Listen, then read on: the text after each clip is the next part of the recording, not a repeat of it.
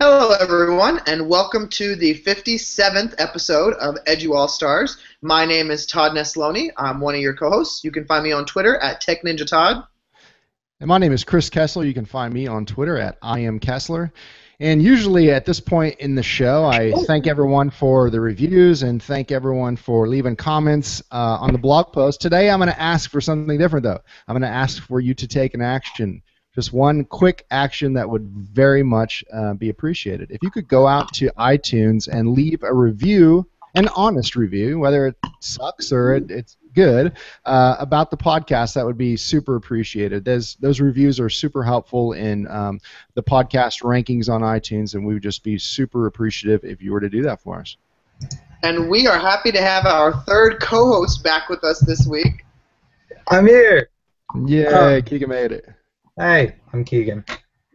So jumping back on the organized train, trying to anyway. Our sponsor this month is Sophia for EduAllStars, and we would love for you to go and check Sophia out. You can follow a link on our website or check out them out at sophia.org, S-O-P-H-I-A. They're all about transforming education through an online community. They have a ton of great resources to flip your classroom, for Chromebooks in the classroom or iPads in the classroom. I've used them for the last 2 years and absolutely love their product, and it is completely free. So definitely go check them out and give them a shout out on social media. Keegan? And as you listen to this week's episode, we encourage you to tweet out using the hashtag EduAllStars because we love seeing all the conversations and hearing about the things that stick out to you. And we are very excited for this week's guest, a friend of ours. Today we have Daisy Marino, who is a 4th grade teacher at Warren Elementary in Warren, Texas. She is also currently working on her Master's in Educational Technology as well as her principal certification. So Daisy, thanks for being with us here today. Thanks for having me. Well, as you know, because I know you've seen a bunch of our episodes, we like to start by allowing you to just kind of give us a little bit about your background and how you ended up in education. My mom has one of those, the books, pre-K through 12th grade of, what happened this year, what you want to be. And if you go back to pre-K, it says I wanted to be a restaurant girl, which I was. I waited tables all through college. And then come 2nd grade, it starts to be where I wanted to be a teacher. And I tell people all the time, I think I knew in 2nd grade I wanted to be a really good mom and I wanted to be a really good teacher, and I feel like they go hand in hand.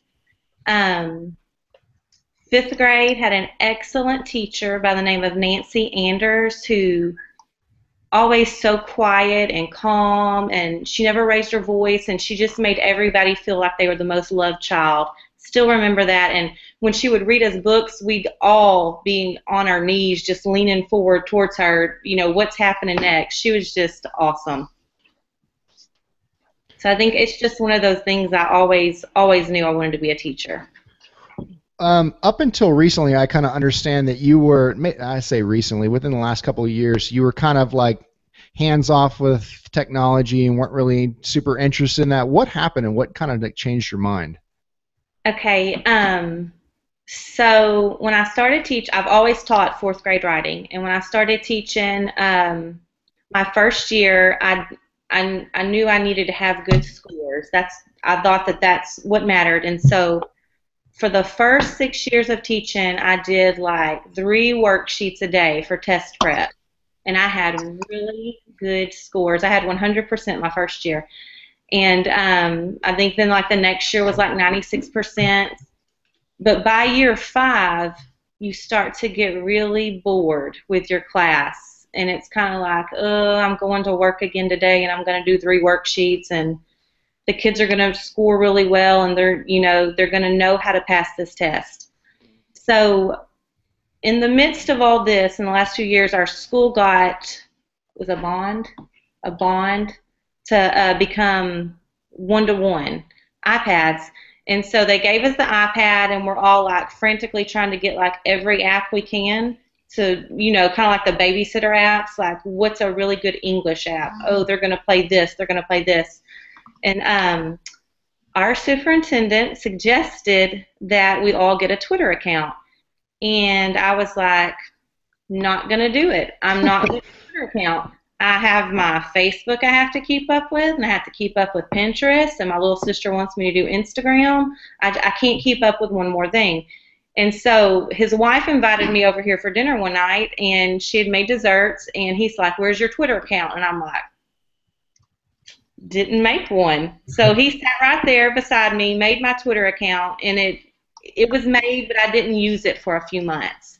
One night, couldn't sleep. I went through my Facebook feed. I went through Instagram, and I was like, might as well go through this stupid Twitter thing, that they want us to do. And he had made me follow Matt Gomez and Aaron Klein and himself. And so Aaron had put something about augmented reality, and I was like, what the heck is this? And so I started reading it, and this is like midnight, and I'm like pacing through my house with my iPad at this point, and I'm like, this second grade teacher's doing what with these kids? Like, what is going on? I'm the only fourth grade writing teacher on my campus, so there's no one to bounce ideas off of, and all of a sudden I had all these people that I could turn to and learn new things to bring into my classroom. I'm emailing my superintendent at like 1 in the morning. I'm like, I'm going to be in your office at first thing in the morning. Wait till you see what I can do. I did like all my vocabulary words, augmented reality that night. Never went to sleep, and like went to school and was like pumped and on fire. After that, I mean, it's been something new every day. And it really has been all about the connections on Twitter. You mentioned Aaron Klein and Matt Gomez. Aaron Klein was a guest of ours on session 7, and Matt Gomez was on session 11, if any listeners want to go back and listen to those two awesome interviews. Great friends, both of them, and just really awesome people. Great follows, too, on Twitter. Yeah. And now, what's the biggest thing that you have learned from social media since you started all this? Oh, geez. That you need to do it. That it's almost vital as an educator in the 21st century to make these connections and to learn what other people are doing, and to prepare our kids for their jobs and their future and what they're going to do. And I think I say all the time, I think teachers are like in this standardized box of thinking because we're teaching at this standardized test, and it's hard, to get out of that box and start thinking differently. And sometimes it takes a little longer. They had put a smart board in my room before all this happened, and I rolled it out, and I was like, I'm not using a smart board in my room. I'm a good teacher. I make good scores, And after all of this, now, I do the smart board every day. We do some technology every day in my classroom now. So, Daisy, I know that also recently you got involved with something called Critterkin. Can you tell our listeners who don't know what that is a little bit about that and what exactly you got to do with them? So, Critterkin happened through a Twitter chat one night. There were some teachers from our school. I believe it was on Text EduChat, which is one of my favorite chats. And Jenna Ball and Marty Keltz were on there, and they have this new book series, and it's called Critterkin.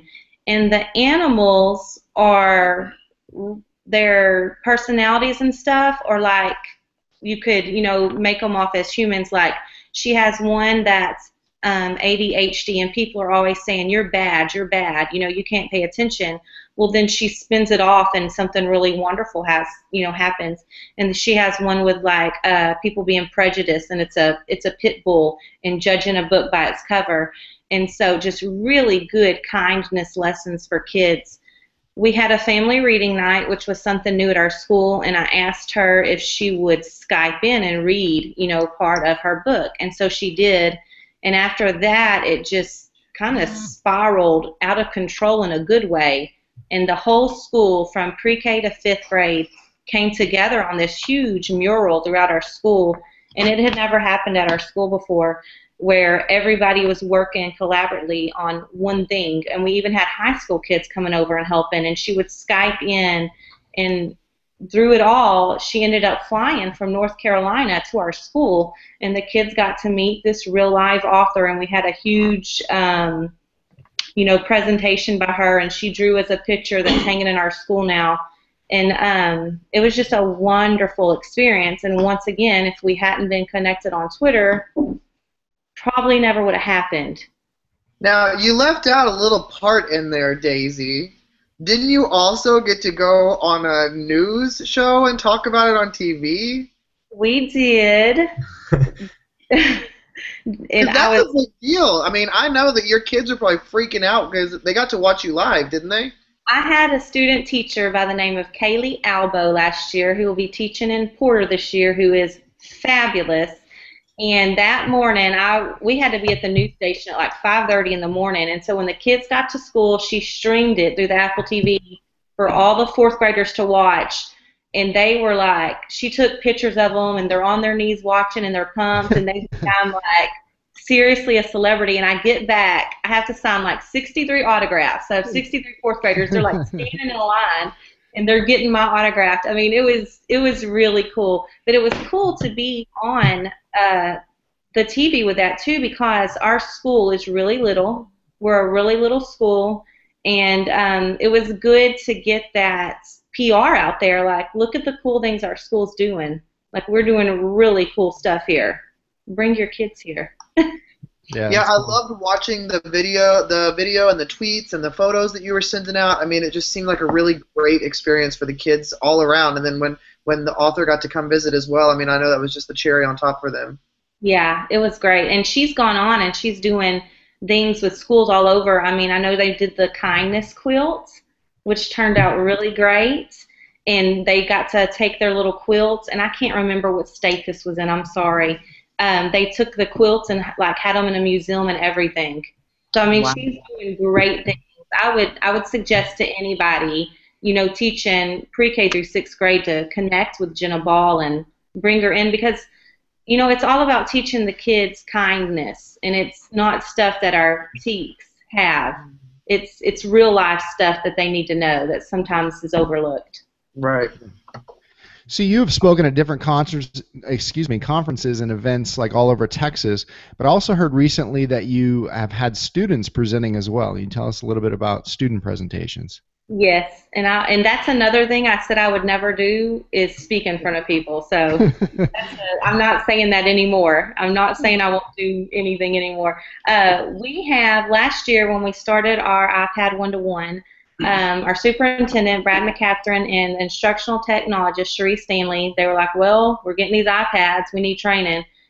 And so Cherie asked me to help because I had just started on my degree for educational leadership, and I was like, sure. We didn't know what the heck we were doing. So we started planning, and we seriously threw out, like, I don't know how many apps out at the teachers, because we didn't know any better. And so when we went back and looked, at that, we were like, maybe we need to this year just give them some productivity apps, not the babysitter apps, like stuff they'll use all year long. And then she asked me to have 3 of my 4th graders come in, because we used them, 2 or 3 times a week. She had some 6th graders come in and 9th graders come in. And they got to get up there and teach the teachers this year at Tech Camp. And my son did Popplet, and I had one demonstrate how to do QR codes, and we had move notes. Went nuts over when my little 4th grader Brooke got up there and talked about write about this, because you think it's just for elementary, but she told them how we would do math problems with it and like take pictures of manipulatives and then write a story problem with it. And the high school teachers were like, oh my gosh, I can use this for science journals and reflections, and they can take whatever picture they have and upload it. So it really got their minds going. So did your students have any fears about presenting, or when you asked them to present, did they just totally jump right into it? Oh, they were not worried at all. The only one that was maybe a little nervous was the high schooler. But just, it's scary being in front of your teachers. But the other kids, they rocked it. They knew what they were talking about. They could give them ways to use it, ways they used it. And it was a really good, I was like proud mama watching all of them up there. That's it was awesome. Super. But now when you have a kid panel, just know, out of the mouths of babes, you have to be prepared for what they're going to say. So. Oh yeah, I've experienced that for sure. Yeah, kind of scary sometimes. You also blog now. have you always been a natural writer, or was blogging kind of difficult and scary for you? Keegan, I said I would never blog. I figured you would.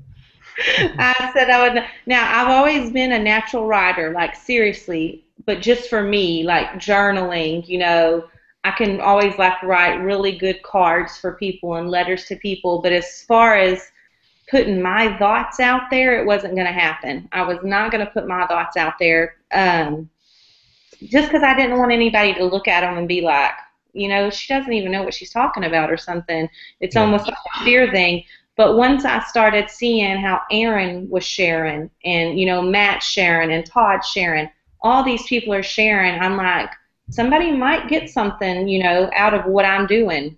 And so to me now, the most important thing would be for all teachers to share, because I steal ideas all the time, whether it's Twitter or Pinterest. And I tell people a lot, Matt Gomez teaches kindergarten and I teach fourth, but I'll take his kindergarten lessons and, switch it up into a fourth grade level because just what he's done was so awesome. And just, fix it up to where it meets my teaks and stuff. I'm gonna test your admin ability here. So I know you're doing your principalship. So, so you got teachers. Let's say you become an admin. You got teachers. They're sitting in the back of the room when you're doing a presentation or a professional development, and they're where you were a couple of years ago. How do you get those teachers on board? Well, one thing I do every time I present is tell them where I was, because I presented at Region 5 the other day, and I told them, I was presenting on augmented reality, which, is a harder tool to utilize, and I told them, that I refused to use a smart board and that I wasn't good with technology, and I'm still not. I'm really not that techie. Everything I use is easy, and I know that my kids need it. And so we're kind of taking like a slower approach at our school. Just if we could find like one or two things that they're comfortable with, just like I found, then they'll get more comfortable and they'll step out of that zone. I think you just really have to be patient with them. Yeah. Even with people like me that, refusing. I've seen Todd talk about this in conferences and such about basically there's no excuse. So what is the line that you always use, Todd, about there being no excuse for? I always say that we live in 2014 and it's the world of Google. And so as teachers, we teach our kids to be learners. And so as teachers, if we say, well, I don't know how to do that, so I'm not going to do it. Well, what we're doing is we're lying, because it's not that we don't know how to do it, because we live in a world where we can go and learn how to do it. Well, what we're really saying is, I don't want to learn that. I'm not interested, and that needs to be the conversation, because people always tell me, well, I don't do Twitter because I don't get it. I don't even know how to tweet. And I say, do you realize if you would Google how do I tweet, there would be like 1,000 videos that show you how to send a tweet out.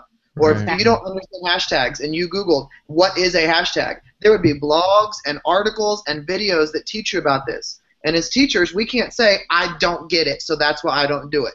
No, we don't take the time to learn it a lot of the time, and that's a very different conversation, because I'm totally fine with somebody saying, I've learned about it, I didn't like it, and it's not for me. That's great. I can take that excuse, but using the excuse of I didn't get it, that doesn't. I don't agree with that. Right. And we've been talking about, if they could just find two, whether it's an app or a Web 2.0 tool, find two that you can use. Teach them the first 2 weeks of school. You're set, because they're fearful that they're going to have to be teaching technology the whole time instead of their teaks. Right. But like my fourth graders, now that they're going to fifth graders, they don't have to teach them how to use Poplet. They don't have to teach them how to blog, write about this, EduCreations. They already know how. So they can just say, get out your iPad and I want you to make a Poplet on the food chain, and it's just like handing them a sheet of paper for them to fill out. Right. They're going to catch on quicker than us. I had kids stand up in class and say, Miss Marino, you can do this with this app, and I'm like, I didn't know that, but will you stand up and teach everybody? And that's the best part when that happens. And it's so cute. And I'm learning. I'm sitting in my class learning from my fourth graders. Mm-hmm. That's awesome. Now, how do you personally motivate students? Just by being kind, and I think that's another problem, Todd, that we have is we really need to be kind to these students. They're so impressionable at really any age, all the way, through 18, pre-K through 18, and we need to be the ones there for them because we don't know what's going on at home.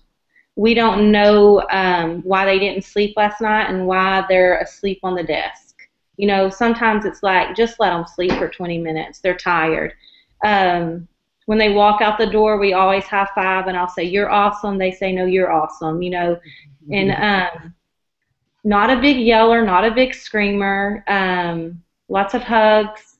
And I will tell you this.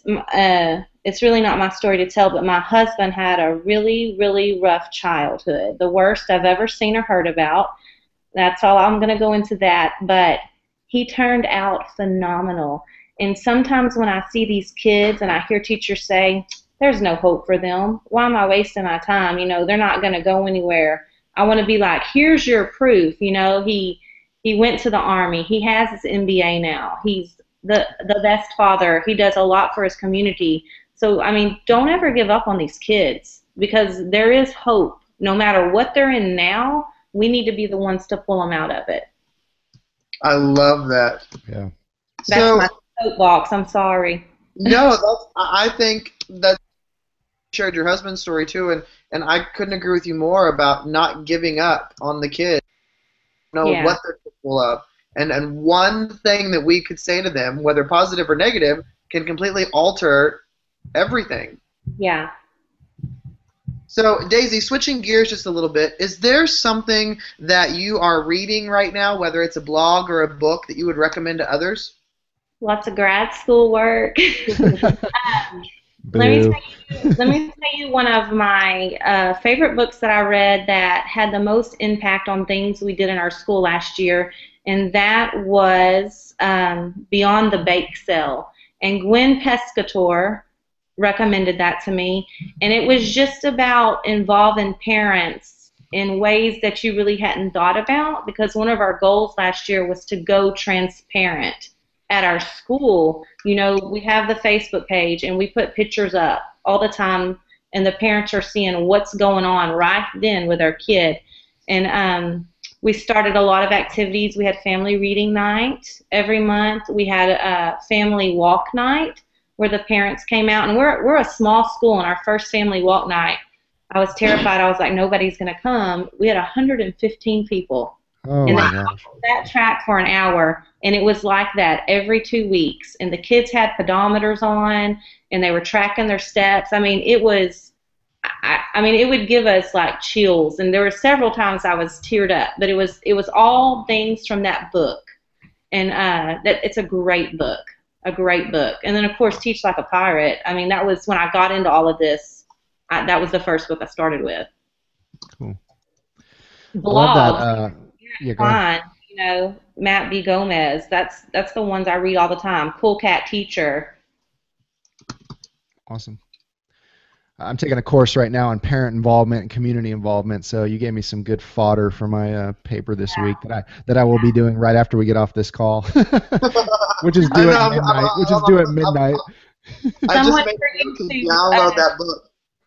Chris, someone for you to connect with that seriously knows everything about parent-teacher involvement is Stephen Cox. And what's his Twitter handle? Stephen Cox. I'll find it. It.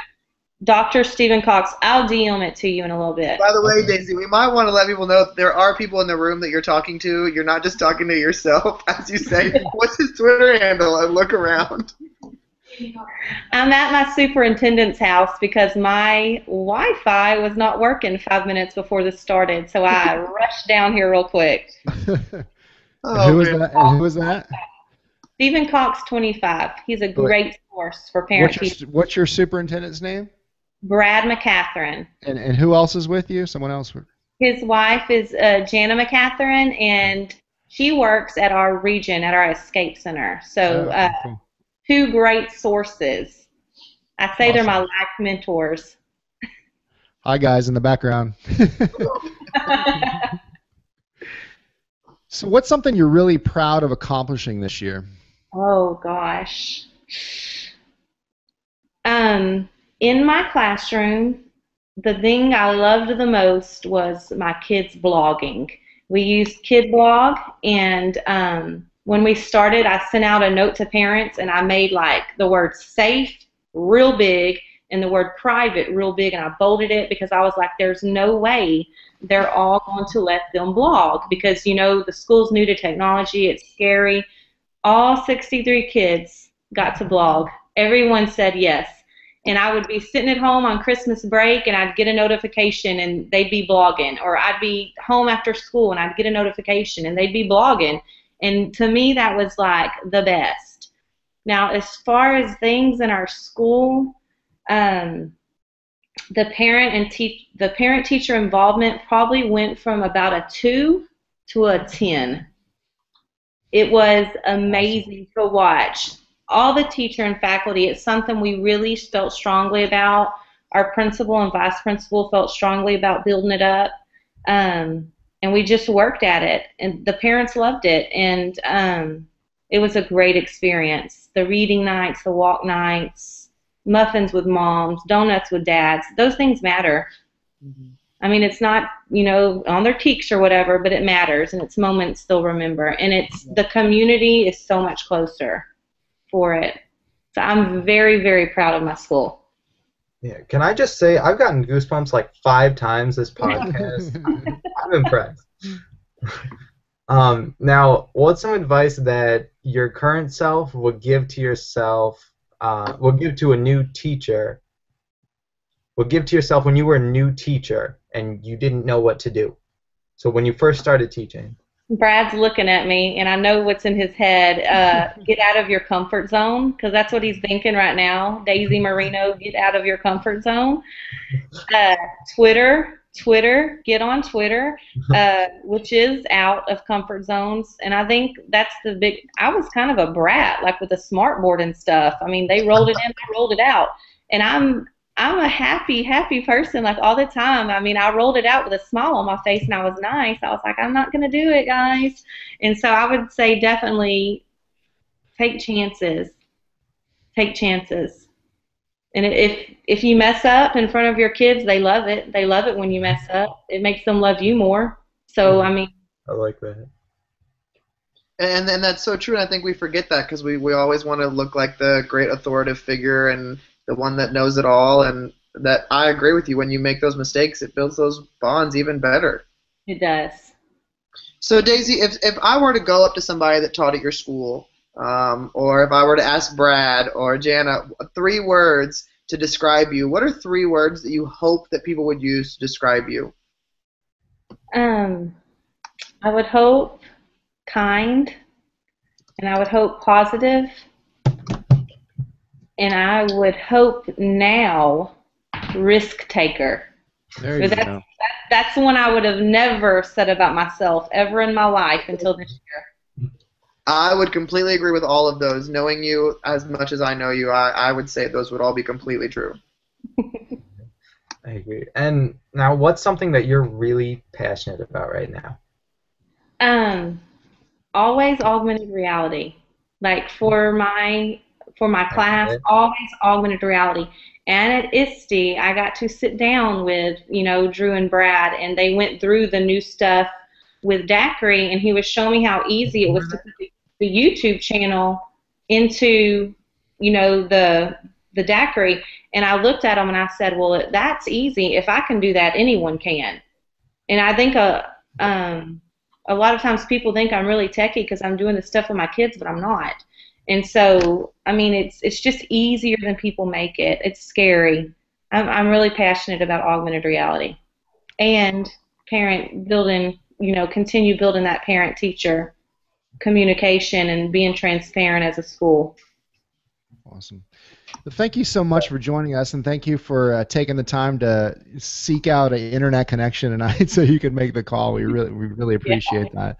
How can listeners connect with you and find you on Twitter, blog, those kinds of things? Okay, my Twitter is at DaisyRay215, and it's DAISYRAY215. My blog is myself and a second grade teacher at our school. Her name's Angela Moses. She teaches second grade, and she does phenomenal stuff with second graders, like their coding. I mean, crazy stuff. And it's WordPress. STAR, like a play off the Texas Star Test. Daisy, can you retweet that? I mean, repeat that one more time because you were kind of breaking up there. On Star Techers? Yeah. It's startechers.wordpress.com, and it's 2 A's, STAAR. Okay. Awesome. I guess it's still me, isn't it? So let me talk about ways you can connect with us. On Twitter, you can find us at EduAllStars HQ. Our website's EduAllStars.com, and then the iTunes, you can search us out on EduAllStars. And like I mentioned at the beginning of the show, if you could go out there and just leave a rating, it'd be super appreciated. I know they make it not very easy to go do that, but if you have the podcast app, it's pretty easy. If not, you can go through the link at EduAllStars.com/podcast. It would be much appreciated. And we've moved our show to Sunday nights, but next week we're going to be a little bit off schedule. We have our next episode on Friday, August the 1st at 9 a.m. Central Standard Time. That's 9 a.m., not 9 p.m. And that's going to be with the incredible Angela Watson. She's going to round up our month-long of female amazing people in education. And then 2 days later is on Sunday, August 3rd at 8 p.m., we will be chatting with Felix Giacomino. We would also like to make sure that to tell you to go again and check out this week's sponsor, Sophia, SOPHIA.org, and you can find them on Twitter at Sophia. They're a great resource, and we really appreciate their support. Thank you so much, Daisy, for coming on with us tonight. I love chatting with you, and so I'm just so happy that you got to share your story because you are doing some incredible things. Thank y'all for having me. Thanks, Daisy. Thank you.